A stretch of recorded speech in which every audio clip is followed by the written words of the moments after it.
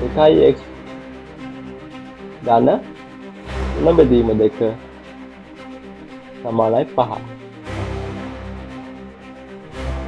මේ ගණන් දෙක බලාගත්තා නම් ආයි විභාගයට එන ඕනම ගණනක් හදන්න පුළුවන්. මොන ගණන් ආවත් ඔය විදිහට තමයි හදන්නේ. 220 190 ගියාම උත්තරේ එනවා අපිට 30. අපි මේක බලමු ඉස්සෙල්ලා කියවමු හොඳට. මේ වගේ ප්‍රශ්න දැක්කහම හොඳට අවබෝධයෙන් කියවන්න. මේ වගේ සමීකරණ යුගලයක් තමයි ලැබෙන්න පුළුවන් ලේසිම සමීකරණ යුගලය. අපි මේක පොඩ්ඩක් විසඳලා බලමු.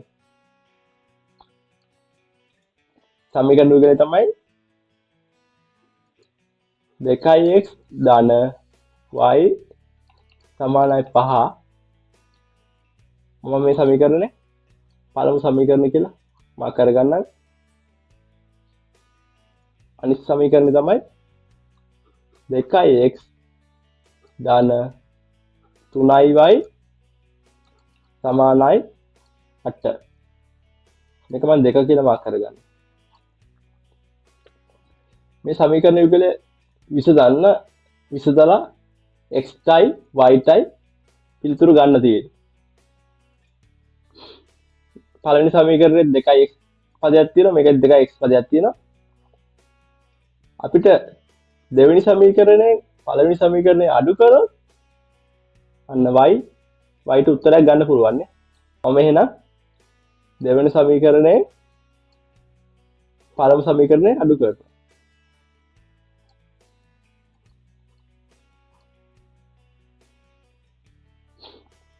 දැන් දෙවෙනි සමීකරණයේ වම් පැත්තේ අගයන් ටික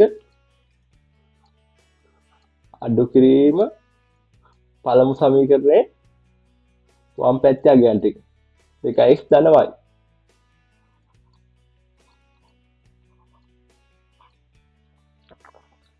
ඊට පස්සේ දෙවෙනි සමීකරණයේ දකුණු පැත්තේ අගය තමයි 8. පළමු සමීකරණයේ දකුණු පැත්තේ අගය 5. දැන් මෙතන වරහන් මම ඉවත් කරගන්නවා. 2x ධන 3y ඍණ 2x ඍණ y.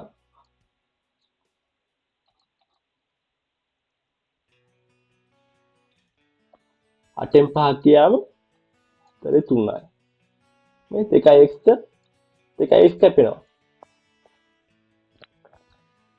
3y ගෙන් y අඩු වුණාන් පස්සේ 2y මානයි 3. මේ පැත්තෙන් බෙදනවා 2. මෙතන 2කින් බෙදෙනවා. 2ට 2 කැපෙනවා. අපට උත්තරයක් එනවා y සමානයි 3 බෙදීම 2. මේක හැබැයි ගානට සූළු වෙලා උත්තරයක් එන්නේ y ට එන්නේ භාගය. y සමානයි 3 බෙදීම 2. අපි එකට හරි දෙකට හරි ආදේශ කරමු. අපි එකට ආදේශ කරමු.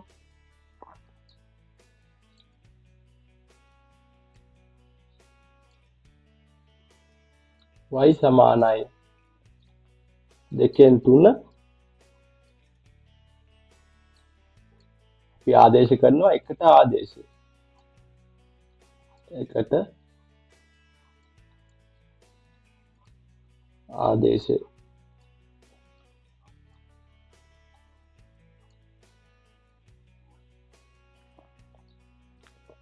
පළමු සමීකරණය තමයි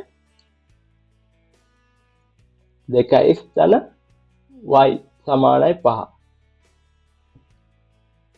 මේ සමීකරණය ලියා ගන්න.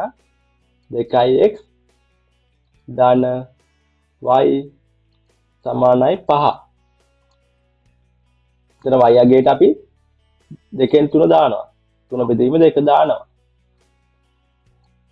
2x ධන 3 බෙදීම 2 සමානයි 5.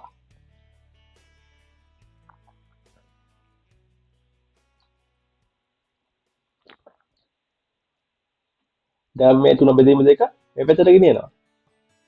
2x සමානයි 5 ඍණ 3 බෙදීම 2යි. දැන් පූර්ණ සංඛ්‍යාවකුයි භාග සංඛ්‍යාවකුයි සුළු කරන් තියෙන්නේ. පොදු හරය අපි දෙකට ගන්නවා.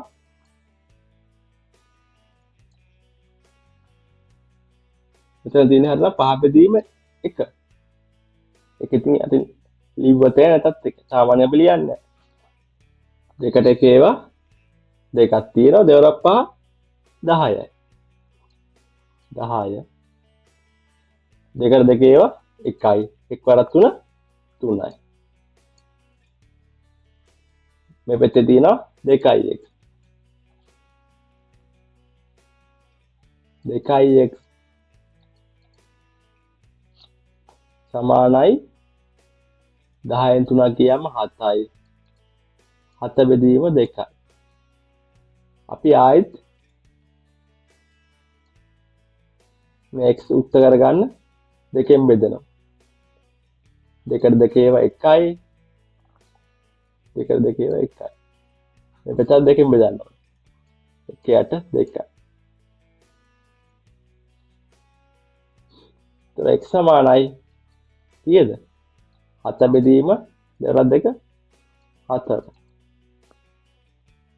අපි අවසානට උත්තර දෙක ලියාගත්තොත් අපිට x ආවා.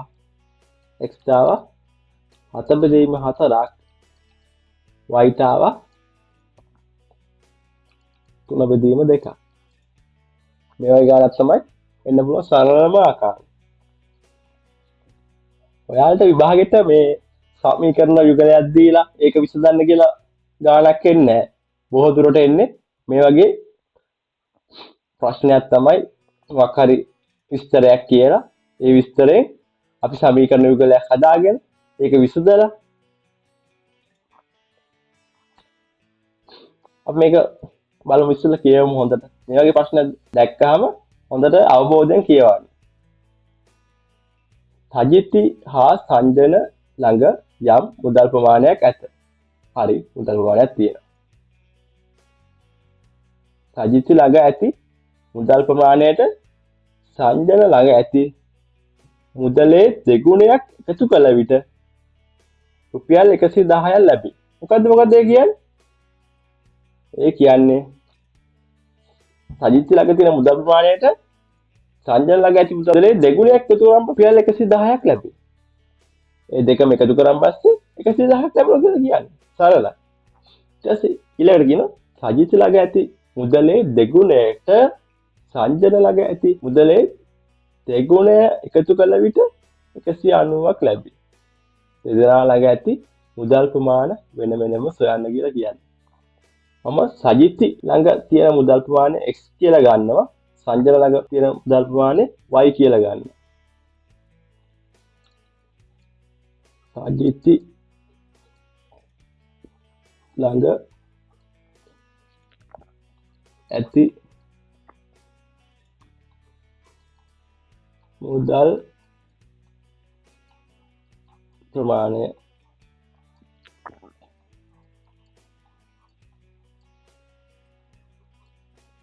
x ලෙසද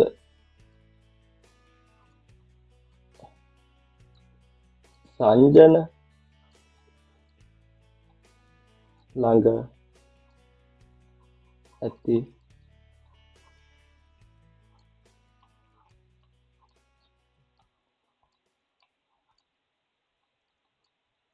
මුදල්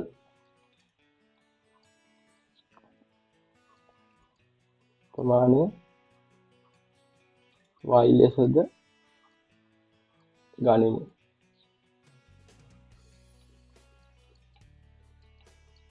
හරි. මේ දෙවෙනියට තියෙන වාක්‍යයෙන් තමයි අපි පළමු සමීකරණය ගොඩනගන්නේ. සජිත්ති ළඟ ඇති මුදල් ප්‍රමාණයට සංජන ළඟ ඇති මුදල් ප්‍රමාණයේ දෙගුණයක් එකතු කළ විට 110ක් ලැබේ කියලා තියෙනවා. ඒ කියන්නේ සජිත්ති ළඟ මුදල් ප්‍රමාණය අපි x කියලා ගත්තා. x හරි x ගත්තා. හරි. ඒක එකතු කරන්න කියනවා සංජන ළඟ ඇති මුදලේ දෙගුණයක්. සංජන ළඟ ඇති මුදලේ අගේ කීයද? අපි y කියලා ගත්තේ. එහෙනම් 2යි. එකතු කරාම උත්තරේ කියනවා 110යි. ඔන්න පළවෙනි සමීකරණය. මෙන්න ඊළඟ වාක්‍ය. ඊළඟ සමීකරණය ගොඩනගා ගන්න පුළුවන්. සජිත් ළඟ ඇති මුදලේ දෙගුණයට සංජන ළඟ ඇති මුදලේ දෙගුණය එකතු කළ විට 190ක් ලැබේ.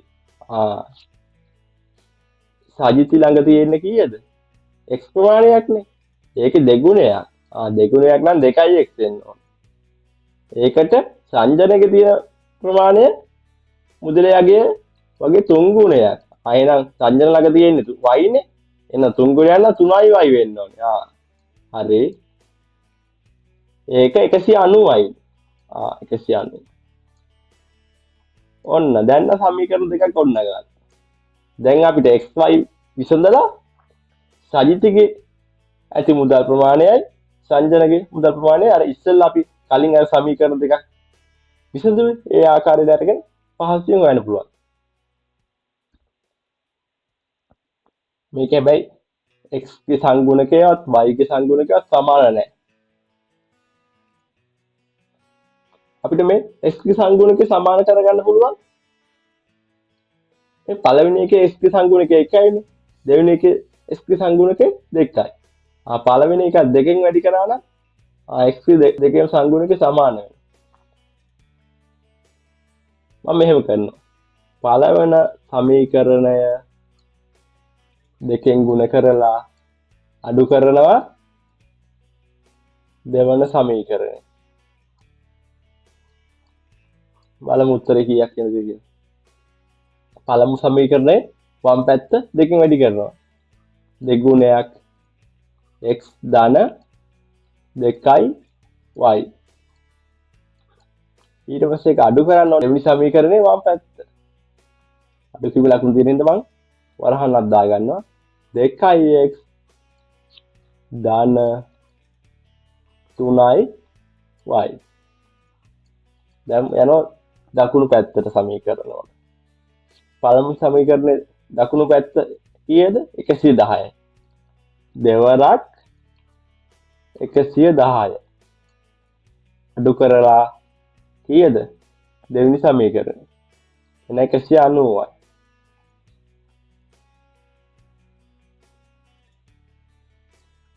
දෙක ගුණ කිරීම x 2x දෙක ගුණ කිරීම 2y 4y ඍණ ගුණ කිරීම 2x ඍණ 2x ඍණ ගුණ කිරීම 3y ඍණ 3y සමානයි දෙවරක් 110 220යි 220 ඍණ 190 අඩු කිරීම 190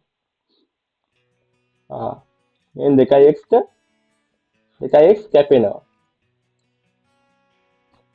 4y ගෙන් 3y අඩු කරාම y කෙලින්ම y ඉතුරු වෙනවා 220 න් 190 ගියාම උත්තරේ එනවා අපිට 30ක් දැන් මේ y හොයාගත්තනේ y අපි එකට හරි දෙකට හරි ආදේශ කරාම x හොයාගන්න පුළුවන් අපි එකට ආදේශ කරමු y සමානයි 30 එකට ආදේශය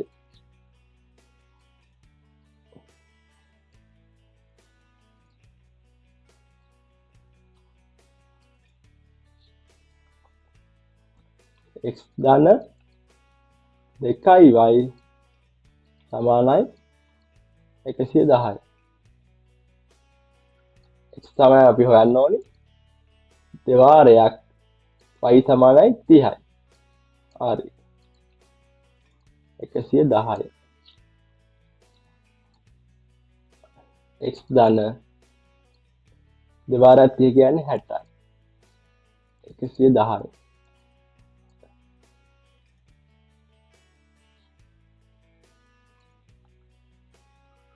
x ධන 60 සමානයි 110යි ඍණ 60ක් දාන්න ඒ වෙතර ඍණ 60 60ට 60 කැපෙනවා 110න් 60ක් අඩු කරාම උත්තරේ 50ක් වෙනවා එතකොට x සමානයි 50යි x සමානයි 50ක් ආවා. උඩ y සමානයි කීයද ආවේ? y සමානයි 30ක් ආවා. අපි ඒවට උත්තරය අපි ලියන්න ඕනේ. අපි xy ගත්තේ මොනවද? සජිත්‍ය ළඟ තියෙන මුදල් ප්‍රමාණයයි සංජන ළඟ තියෙන මුදල් ප්‍රමාණයයි. උත්තරය අපි ලියන්න පුළුවන්. සජිත්‍ය ළඟ තියෙන මුදල් ප්‍රමාණය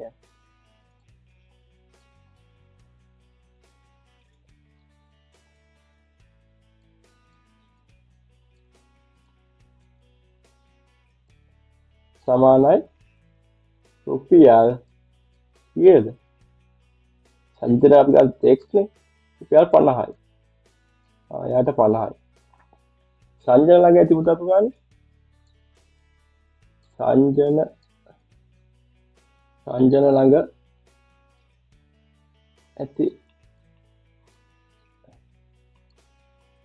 මුදල් ප්‍රමාණය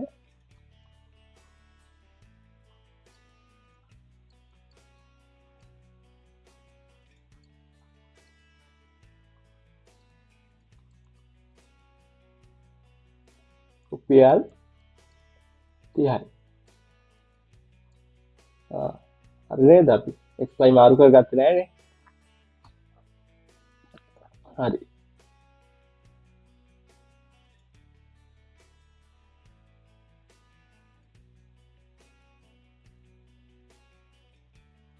මේ ගණන් දෙක බලාගත්තා නම් ආයි විභාගෙට එන ඕනම ගානක් හදන්න පුළුවන්. මොන ගාන ආවත් ඔය විදිහට තමයි හදන්නේ.